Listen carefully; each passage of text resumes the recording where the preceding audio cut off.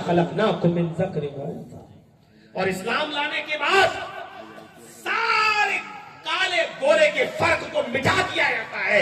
देख लीजिए, हय्या अलस सलाह की आज़ान की आवाज जब कानों में पड़ती है, अमीर गरीब सब अल्लाह के घर में जमा है, अंसारी भी है, खान भी है। मस्जिद के बाहर अपने आप को बड़ा कहना, छोटा कहना, तू बड़ा मैं बड़ा, तू छोटा मैं छोटा, ये मस्जिद के बाहर कहना। मेरे घर में आए हो तो सब बराबर हो, खान भी हो, अंसारी भी हो, तेली भी हो, सो भी जिस बिरादरी के मानने वाले हो, सब लोग मेरे घर में एक है। कदम से कदम सबको मिलाना है, टखने से टखना सबको मिलाना है, कांधे से कांधा सबको मिलाना है।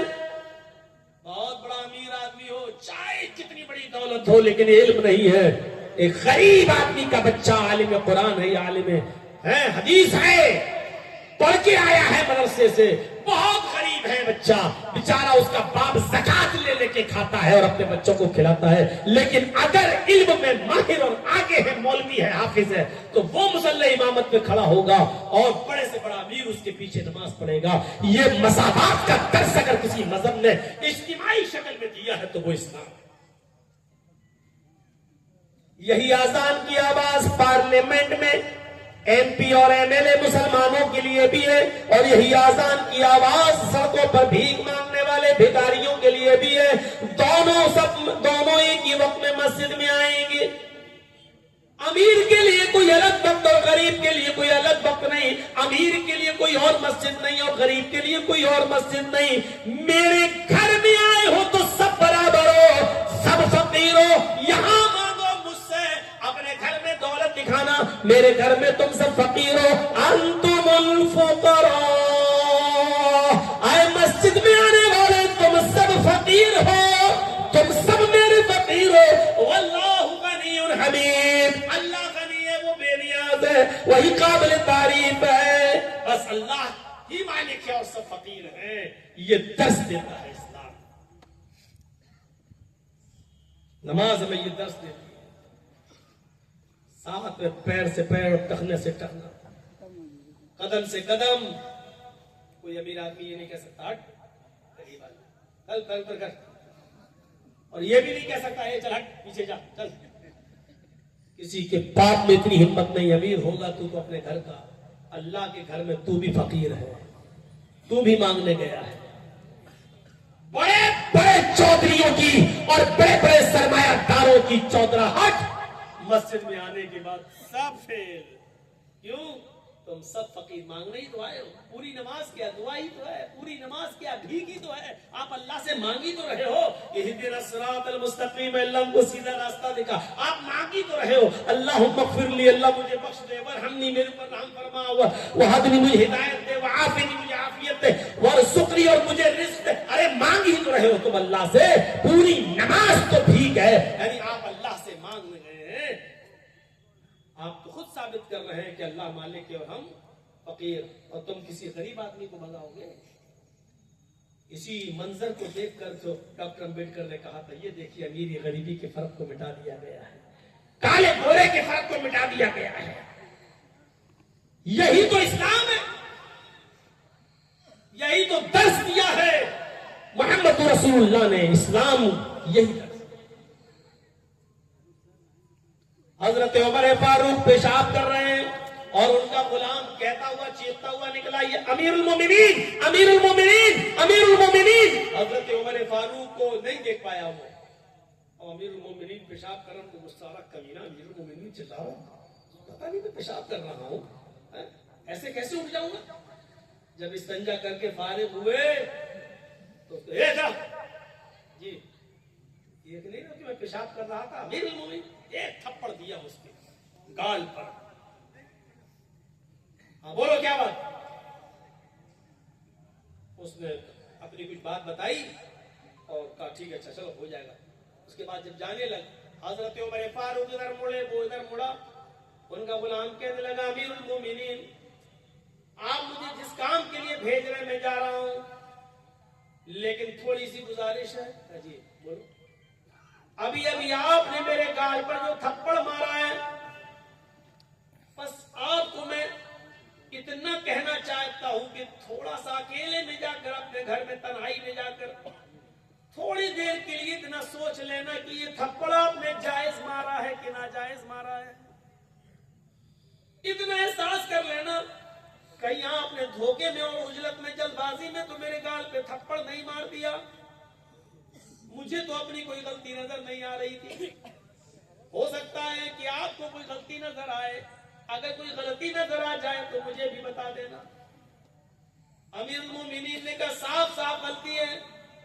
जब तुम देख रहे हो कि मैं पेशाब कर रहा हूं, बैठा हूं इस्तंजे के लिए, फिर तुम अमीरुल मोमिनीन चिल्ला रहे हो। कोई आदमी पेशाब छोड़कर कैसे आ जाएगा?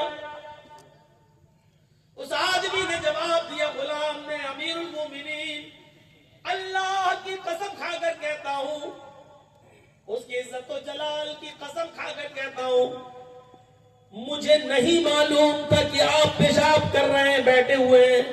मेरी नजर तो आपकी ऊपर पड़ी नहीं। मैं रोजाना आपके दरवाजे पर खड़े होकर अमीरुल मोमिनीन कहता था। आज भी मैंने कह दिया, ये सोच कर के आप अंदर होंगे तो बाहर निकल आएंगे।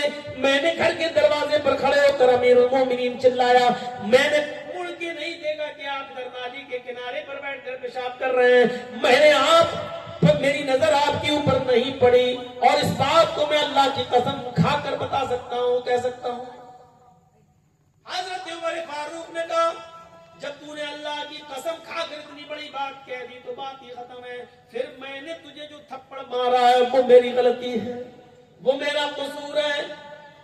आए मेरे खादिम, तुम भी ये गाल हाजिर है और तुम भी जोरदार थप्पड़, जितनी जोर से मैंने तुम्हें मारा है उतनी जोर से थप्पड़ तुम मेरे गाल पर मार लो।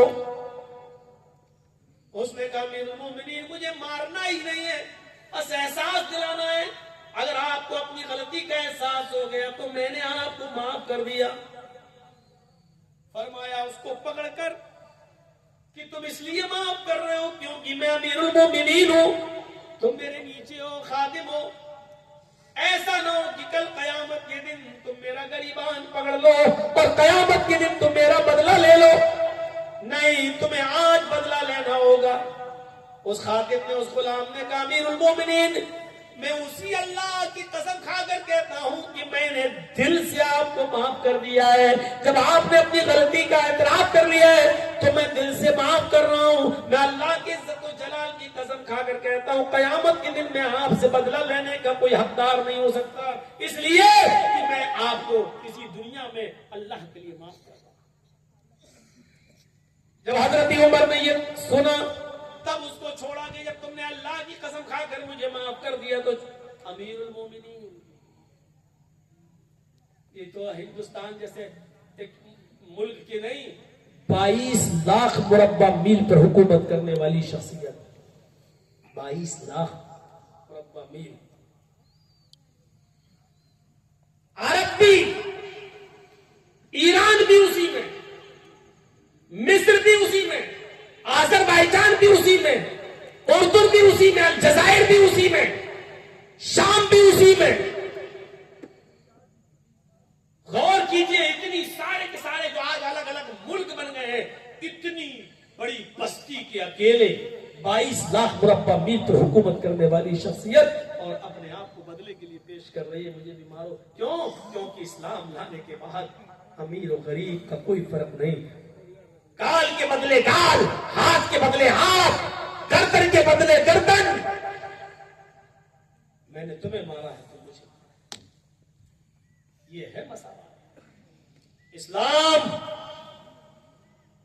दीन तौहीद है, दीन रिसालत है, दीन मसावात है, दीन अदल है, दीन तकवा है। और अभी मैंने जो आपको बताया हम मसावात का युग, इस्लाम दीन सहल भी है, आसानी है, बहुत आसानी। पहले जमाने में इतनी आसानियां नहीं थी। 5 वक्त की नमाज फर्ज है, इतनी जबरदस्त फर्जियत है नमाज की कि किसी भी हाल में, किसी भी कंडीशन में माफ नहीं है। खड़े होकर पढ़ने की ताकत नहीं है तो बैठ के पढ़ो लेकिन पढ़ो, बैठ के पढ़ने की ताकत नहीं है तो लेट के पढ़ो लेकिन पढ़ो, यही आसानी है। ये नहीं कहा कि मर रहे हो लेकिन खड़े होकर पढ़ो। ये नहीं कहा जान जा रही हो फिर भी खड़े होके पढ़ो। माफ तो किसी कंडीशन में नहीं है, लेकिन आसानी इतनी दे रखी है कि खड़े होकर पढ़ने की ताकत नहीं तो बैठ के पढ़ो, बैठ के नहीं तो लेट के पढ़ो, इशारे से पढ़ो। होंठ हिलाकर पढ़ सकते हो तो होंठ ही हिलाकर पढ़ो। वुजू करने से तबीयत और खराब हो रही है तो तयम्मुम करके पढ़ो, लेकिन पढ़ो। पेशाब की में नलकी पड़ी हुई है, पाइप पड़ा हुआ है, पेशाब की थैली लटकी हुई है, इस कंडीशन में भी आपको नमाज पढ़ना है। मुंह के होंठ हिलाकर पढ़ना है, जबान हिलाकर पढ़ना है, लेकिन पढ़ना है। आसान है। इस्लाम दीन एतदाल, दीन मोतदिल है, इसके अंदर एतदाल ही एतदाल मिलेगा। ज़कात फर्ज है मुसलमानों हम सब के ऊपर, लेकिन जो साहिब इस्तिताअत न हो, यह नहीं कहा गया कि तुम अपना घर बेचो तब ज़कात दो। एतदाल में ज़कात फर्ज है उन लोगों पर जो साहिब इस्तिताअत हो। हज फर्ज है हम सब के ऊपर, लेकिन जो इन इस्तिताअत इलैहि सबीला, जो वहां तक जाने की ताकत रखता हो। हज फर्ज है मुसलमान पर, लेकिन ये नहीं कहा गया कि अपनी दुकान बेचकर जाओ लेकिन जाओ। ये नहीं कहा गया अपना मकान बेचकर जाओ लेकिन जाओ। आसानी है। पानी नहीं मिल रहा है तो तयम्मुम करके नमाज पढ़ लो। एतदाल है, सहूलत है इस्लाम के अंदर। मेरे भाई जो इससे ज्यादा सहूलत और क्या होगी। एक शख्स आया अल्लाह के रसूल के पास और कहने लगा हलक तो या रसूल अल्लाह, बुखारी के अल्फाज, अल्लाह के रसूल में तो हलाक हो गया, बर्बाद हो गया। आपने कहा क्यों, क्या हुआ? कहा अल्लाह के रसूल रोजे की हालत में बीवी से हम बिस्तरी कर ले। आपने कहा अच्छा, गलती तो हुई है तुमसे, लेकिन इस्लाम के अंदर रास्ता है, और वो रास्ता ये है कि इस एक रोजे को तो तुम्हें पूरा करना ही पड़ेगा बाद में। अब एक गुलाम आजाद करो। अल्लाह के रसूल पूरी जिंदगी हमें गुलामी करते हुए हो गई दूसरे की, हम कहां के गुलाम आजाद कर पाएंगे। अल्लाह के नबी ने फरमाया तो दूसरा ऑप्शन भी है, अगर गुलाम आजाद करने की ताकत नहीं है तो 60 रोजे रखो मुसलसल पे दर पे कंटिन्यू, शहरैनी मुतताबिऐन, कंटिन्यू रखना है, रेगुलर पर पे दर पे, एक भी छूटना नहीं चाहिए बीच में। 60 रोजे मुसलसल बिला किसी उज़्र और बिला किसी बीमारी के एक भी रोजा आपने अगर छोड़ दिया तो अब तक जितने रखे वो सब बेकार। मसलन अगर आपने 50 रोजे रखे, अब सोचा कि थोड़ा 2-4 दिन आराम कर लें, 10 ही तो रह गए हैं, और जहां आपने बिला किसी उज़्र के, बिला किसी बीमारी के एक रोजा भी छोड़ दिया, वो 50 बेकार। अब फिर से रखो 1 से 7।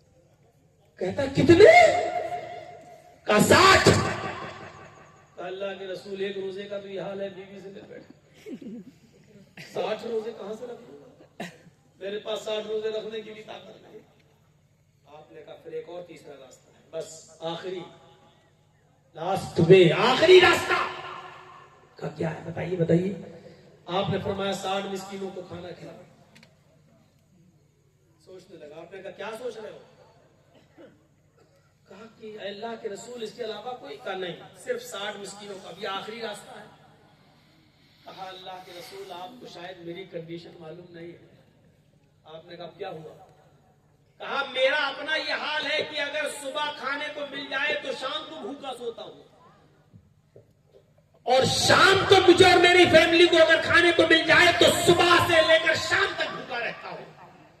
हमें दोनों टाइम खाना नहीं मिल पा रहा है, मैं 60 मिस्कीनों को खाना कहां से खिला सकता हूं? नहीं, 3 ही ऑप्शन होते हैं और तीनों उसके पास नहीं है। अल्लाह के रसूल ने कहा अच्छा रुको, मैं तुम्हारे लिए इंतजाम करवाता हूँ, कुछ तो करना पड़ेगा तुम्हें, ऐसे थोड़ी बीवी हलाल हो जाएगी तुम्हारे लिए। नमाज का वक्त होता है, नमाज के बाद आपने ऐलान किया सहाबा से ये तुम्हारा भाई है, रोजे की हालत में बीवी से बिस्तरी कर बैठा है, गुलाम आजाद करने की ताकत नहीं, रोजे रखने की ताकत नहीं, मिस्कीनों को खाना खिलाने की ताकत नहीं, इसके लिए चंदा करो, जो किसी के पास हो लेकर आओ, उसकी मदद करो, ये अपने इलाके के गरीबों मिस्कीनों में तकसीम कर देगा, इसका कफारा अदा हो जाएगा, इसकी पेनाल्टी अदा हो जाएगी। अच्छा, अब लोग अपने घर से लाए, कोई 2 खजूर, कोई 5 खजूर, कोई 10 खजूर, कोई कुछ, एक टोकरा भर गया, इतने बड़ी थैली। अल्लाह के रसूल ने अपने हाथ से उठाकर उसको दिया, लो कि तुम्हारे भाइयों ने तुम्हारे लिए चंदा किया है, पकड़ो इसको। कहा मैं क्या करूं इसका अल्लाह के रसूल? ताज्जुब देखिए।